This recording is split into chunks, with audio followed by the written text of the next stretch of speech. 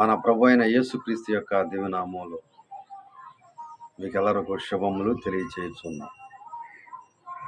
దేవుని యొక్క వాక్యాన్ని చదువుకుందాం. భక్తకోటి యాకోబు రాసిన పత్రిక 1వ అధ్యాయం 12వ వచనం. శోధన సహించువాడు ధన్యుడు, అతడు శోధనకు నిలిచిన వాడై ప్రభు తన్ను ప్రేమించు వారికి వాగ్దానం చేసిన జీవ కిరీటము పొందును. ఇక్కడ వాక్యం ద్వారా దేవుడు ప్రేమించు వారికి జీవ కిరీటము ఇచ్చును అని వాక్యం తెలియజేస్తాం. తన్ను ప్రేమించు వారికి వాగ్దానము చేసిన జీవ కిరీటము పొందును. ఎవరైతే ఆయన్ని ప్రేమిస్తారో, ఆయన అడుగుజాడల్లో జీవిస్తారో, ఆయన్ని వెంబడిస్తారో, ఆయన సిలువను ఎత్తుకుని సాగిపోతారో, ఎవరైతే శోధనకు నిలిచినటువంటి వారై, పరీక్షలకు నిలిచినటువంటి వారై, వాటిల్లో విజయాన్ని సాధిస్తూ దేవుని కోసం తమ జీవితాలను అంకితం చేసుకొని శ్రమలైనా, శోధనలైనా, ఆటంకాలైనా, కలతలైనా, కన్నీళ్ళైనా, లేమి అయినా, ఆర్థిక పరిస్థితులైనా, సుఖాలైనా, సంతోషాలైనా పరిపూర్ణముగా దేవుని వెంబడించడానికి మనం సిద్ధపడాలని వాక్యం తెలియజేస్తాం. కాబట్టి ఆయనను ప్రేమించేటువంటి వారికి జీవ కిరీటము పొందుకుంటారు. ఆ జీవ కిరీటము అనేటువంటిది ప్రతి మానవ జీవితంలో దేవుడు ధరింపజేసేటువంటి కిరీటము. విశ్వాసి దేవుని యొక్క కిరీటమే. ప్రతి కుటుంబము, భర్త, భార్య, బిడ్డలు సమస్తమును కూడా దేవుని ద్వారా పొందుకున్నటువంటి కిరీటాలే. ఆయన ధరింపజేసినటువంటి కిరీటాలను మనం కాపాడుకుంటూ దేవదేవునికి కృతజ్ఞతా స్తుతులు చెల్లిస్తూ మనం జీవించవలసినటువంటి వారమై ఉన్నాం. దేవుడిచ్చిన ఈ కిరీటాలను తీసుకువెళ్ళి సాతాను చేతిలో పెట్టామా, ఇక అంతే సంగతులు.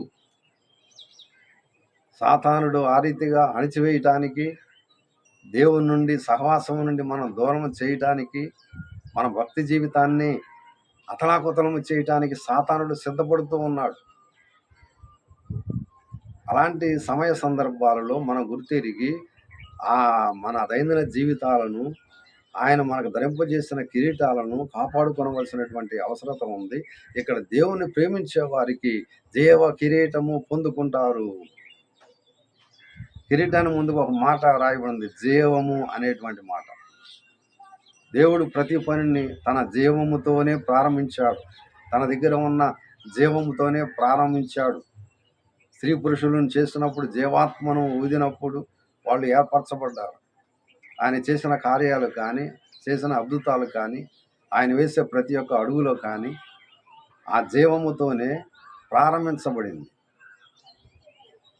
అందుకనే వాక్యం కూడా ఆయనలో జీవం ఉంది, ఆ జీవం మనుషులకు వెలుగై ఉన్నట్లుగా దేవుని వాక్యం మనకు తెలియజేస్తాం.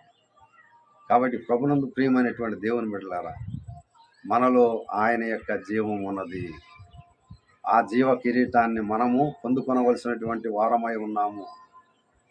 దేవుడు మనకు ధరింపజేసిన ఈ కిరీటాలు ఇవి వేరుగా ఉంటాయి. ఈ జీవిత కిరీటాలు వేరుగా ఉంటాయి. ప్రతి ఒక్క విశ్వాస జీవితం ఒక కిరీటమే.